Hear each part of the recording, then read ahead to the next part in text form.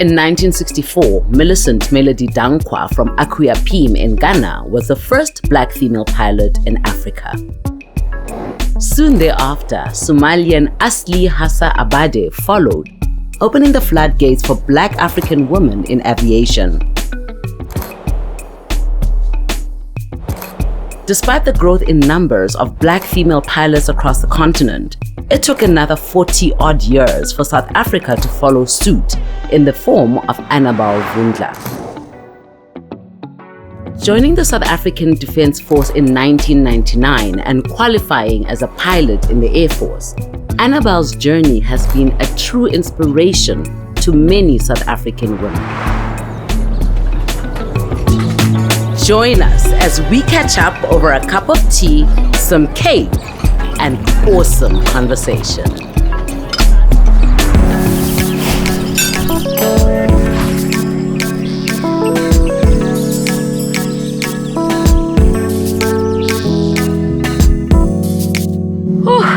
Annabel? Yes.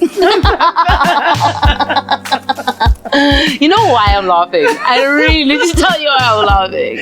Because while we were still in high school, you were the very serious, academically serious, and athletic type. Yeah. And I was very artsy. Yeah. And a lot of people that were very focused academically, I could not vibe with in high school. Okay, this is interesting. No, I couldn't because I wasn't academically inclined. But I could get along with you. And the reason being, you were always so humble. I need to understand how you got that, how you got this humility and this just being chilled and so on. Oh, I think a lot of it comes from my upbringing. Yeah. And the fact that, because for me, I look at a higher being, I look at my Christianity. God has given me this breath in my body to make an impact in society. As long as I've just got breath in my body and I'm enjoying every minute of my life, I'm going to remain humble until the last days. Okay, so we're about to not be humble. Yes. So tell us what you do and how did you get into that space, T?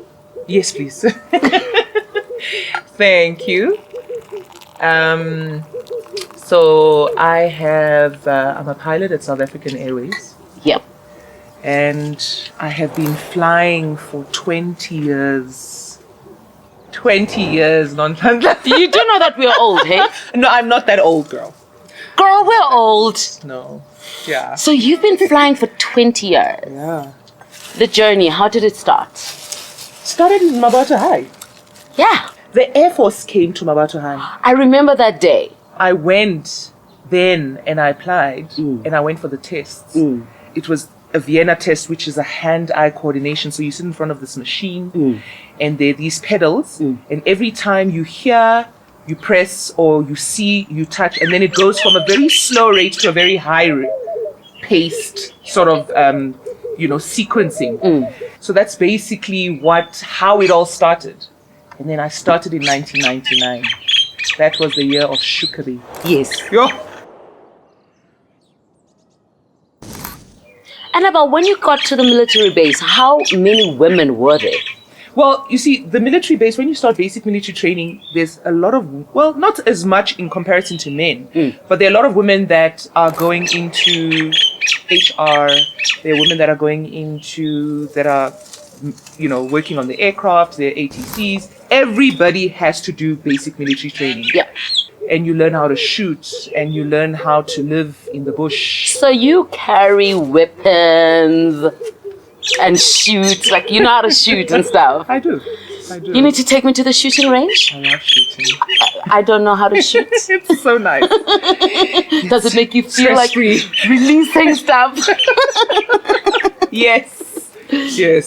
So after the initial military base training, you then go and specialize. Yes, so then you do your officers forming course, because every pilot has to be an officer. Yes. So that was interesting. 24 hours going without sleep, and then they give you a choice to leave.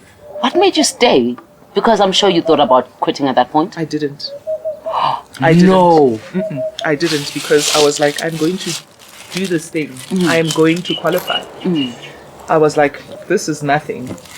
I know that there's more. There's more obstacles that are coming. If I thought this was an obstacle, there was more coming. And after the course, then you go to the Western Cape, where you now get to the flying school. Yeah. And it's so interesting. Somebody the other day asked me, who was my role model? I didn't have any. I didn't have any role models. I didn't have any mentors. Because who was flying? Which black woman was flying at that time? You literally walked into a white male dominated space to study to be a pilot. Yeah. And you had never in your entire existence heard of a black African woman. No, I hadn't. And you still stayed. Yes. Because I had to be the first. I had to make a way, pave the way for other girls to see that it's not impossible. Were you even thinking about that at that point in time, Annabel? We were young in 1999. I wasn't, but I knew that there were bigger things than me. I knew that there was something bigger than me. I knew my initial goal was I had to finish. But then as I started to see my surroundings and realize that there were not many of me, I then had to do something about it. So I had to make an impact. And it was a very difficult road. I thought of quitting at times because when you don't have the exposure, when you don't have the mentorship, and it's purely on air and prayer, I had to work 500% more than the kids that were exposed to aviation, that their dads were pilots or their moms were pilots.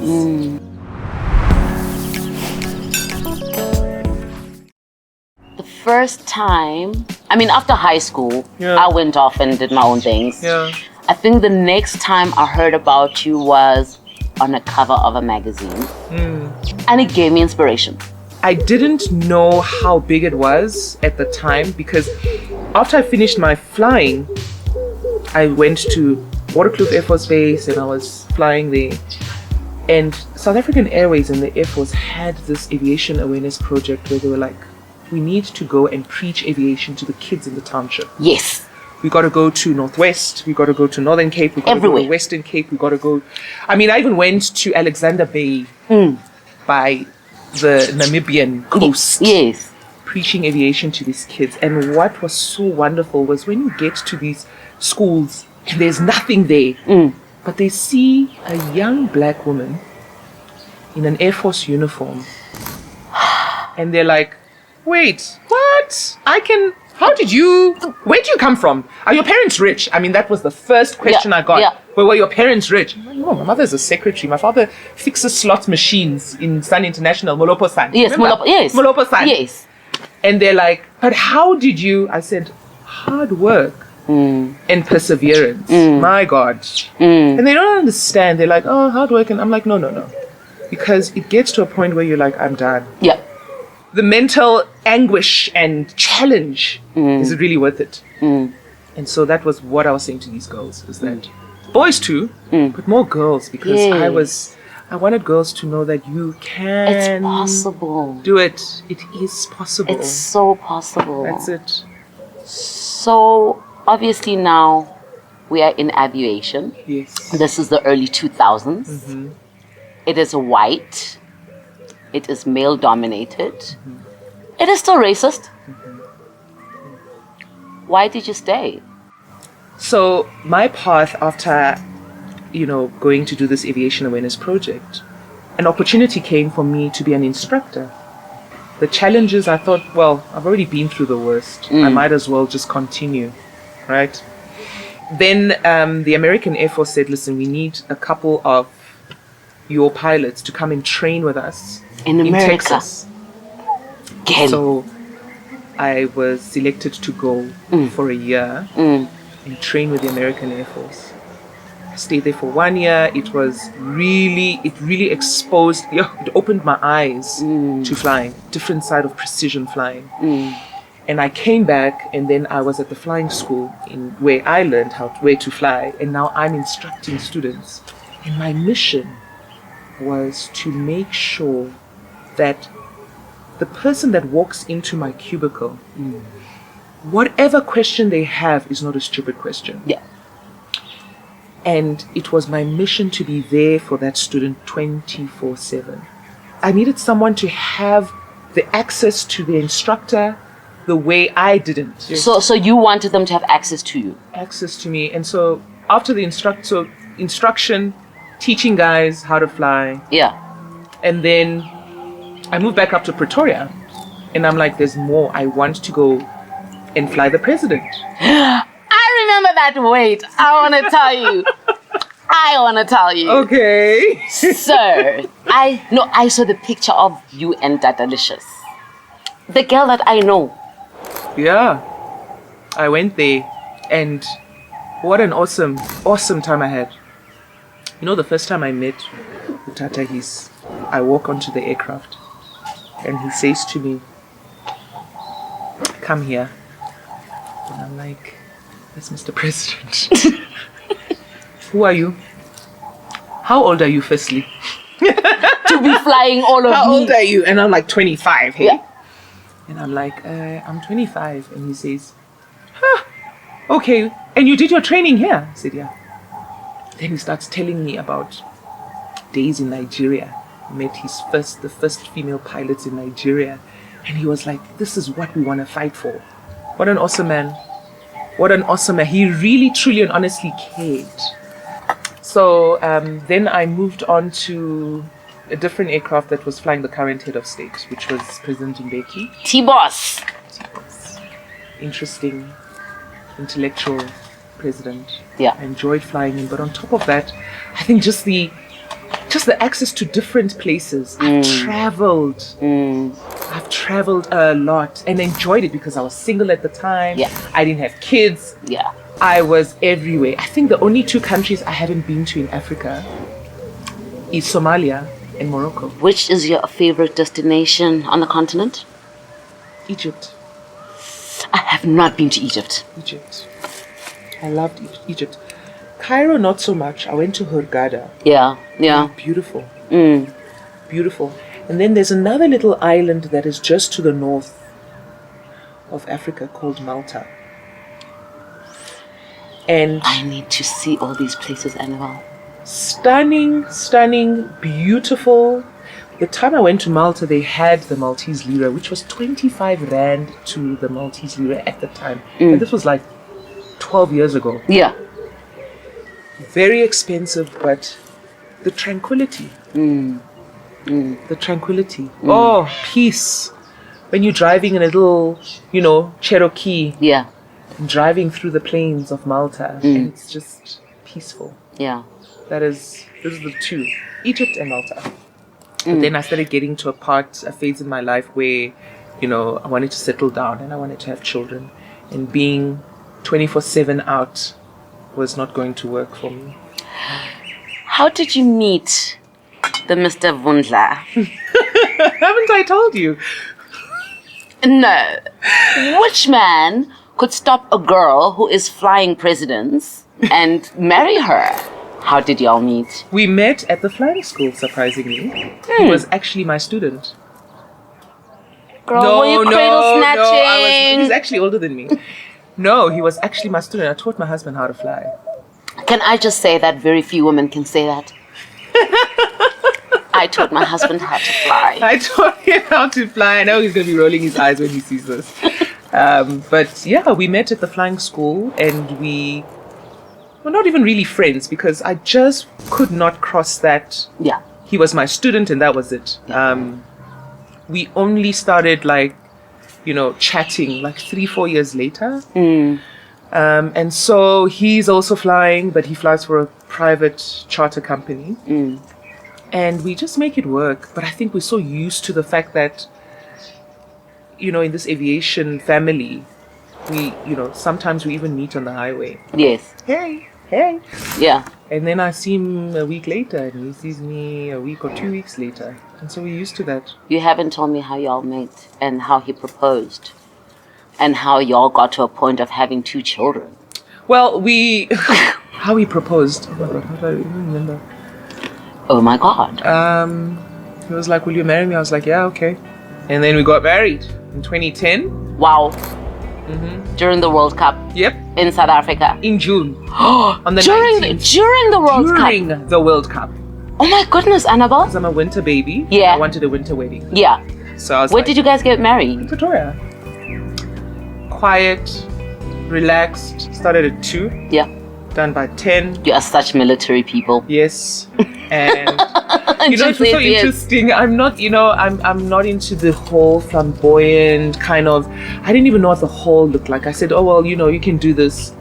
And she's like, oh, should I add this? I was like, yeah, no, add that. Yeah. And I walked into the hall for the reception, and I was like, wow, this looks beautiful. You hadn't even checked it beforehand. No, I trusted her. Yeah. Yeah. So I mean, the whole point was getting married that day. And I was not going to stress about the flowers out of place or there's no vases and that's just not me. So I was game and I was happy. The thing I wanted was to make sure the food was good because I like my food. Yeah, okay? Yeah. So the food had to be good. But apart from that, everything else just worked out well.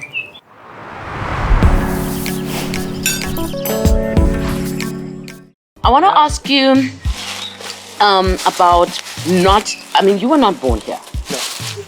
I was born in Sierra Leone. Yeah. And I actually left Sierra Leone when I was 7 months old. Oh. And then we moved all over Africa. And I was like, my parents were nomads. Yeah. My parents traveled. They traveled Europe. They traveled Africa. They were just travelers. So eventually, my parents were like, you know what, we're moving to South Africa. And we're going to move to Botswana, one of the TBVC states. Yeah. Because we've just heard great things about Botswana. Wasn't it just great? No crime. Remember when we walked? You remember when we used to just leave doors unlocked? Yes. It was so. It was surreal. And you remember like it was just different countries in Mabata High at the time, eh? It was different countries on the same street. Yes. And you never experienced or realized that you were living in such a different South Africa until you came. You came to South Africa. Joburg exposed us to the reality. Oh my goodness. The harsh realities, eh? It was a mind warp. Yeah. Moving here was a mind warp from Mafikeng. Do you feel that growing up in that kind of situation kind of like sheltered you and shielded you and then made it possible for you to dream of being a pilot even though you had not seen anyone who was a pilot? Yes, definitely. Definitely. Because I thought, okay, well, I'm just going to go and fly an airplane. I'm going to learn how to fly this airplane and there'll be no issues because I have white friends. Yeah. It was a harsh reality when I got to the Air Force. It was a harsh reality, So I'm happy that I grew up. I'm still happy that I had that innocence of Mafikeng. I'm still very happy. To this day. Because the friends I had then, I still have now. The xenophobic attacks happened. Those hurt me a lot. Because I grew up in a place where all of us were from everywhere. Yes. It didn't make sense to me because I was like, but I went to school with these people. Yes. Did you feel some type of way? Having not been born in South Africa? It's angered me a little bit, but I also realized that you don't know what you don't know. And I think people doing and looting and burning down fellow Africans' shops and killing was purely due to lack of knowledge. But then I also feel that time will change the mentality and the thinking of people in South Africa. Yeah. Time and education. Yeah. And exposure. Exposure is a big one. So it will happen. Yeah. Might not happen now with me and my kids. Yeah. But it will happen. Yeah. you know. Yeah. If there are any young people, or women, because you don't have to be young, right? There isn't a cut-off age. Yeah, there isn't. If there are any women who are just like, I want, if you could leave somebody with just, something to hold on to. Yes. What would you say, Annabel? Don't give up hope. Yeah.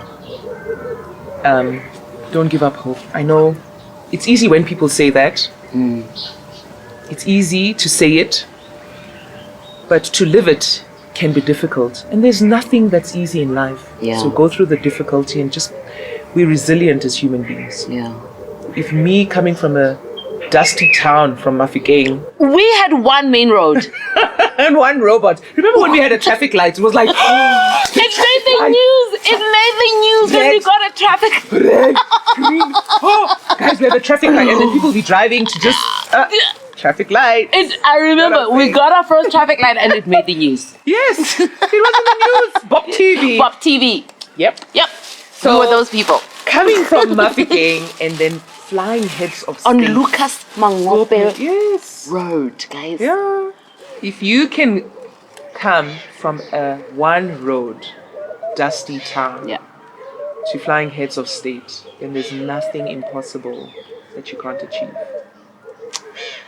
And with that, I thank you. Oh, this was lovely, my friend. Thank you so much. Thank you for honoring the appointment, leaving the babies and all. Thank you. I'm going to send you some stuff for the nanny to thank her Okay. for taking you away. No problem. Thank you so much. Thank you for inviting me, and I hope that anyone that is hearing this, listening to this, you can do it. It's possible. It's possible. Black yes, we child. can. Black child, it is possible. Yes. Amen. Thank you. Amen. Thanks, Noni. Thank you guys for joining me on High Tea with Noni, and I hope to see you very soon again. I'm going to have many, many, many, many more guests, and it just so happens that a lot of them I know personally because I'm that person. Really, I am. So thank you for joining us, and I hope to see you next time.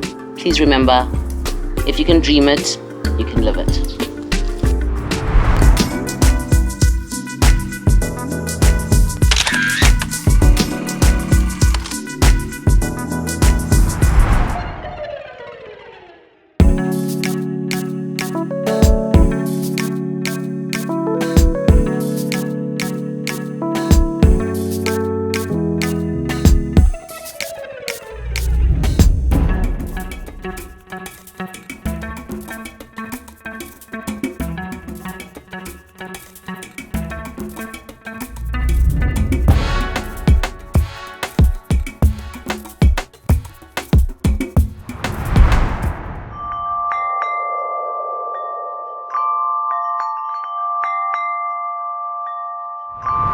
High Tea with Noni. Great conversations while sipping on Kerrycorp Gold Tea.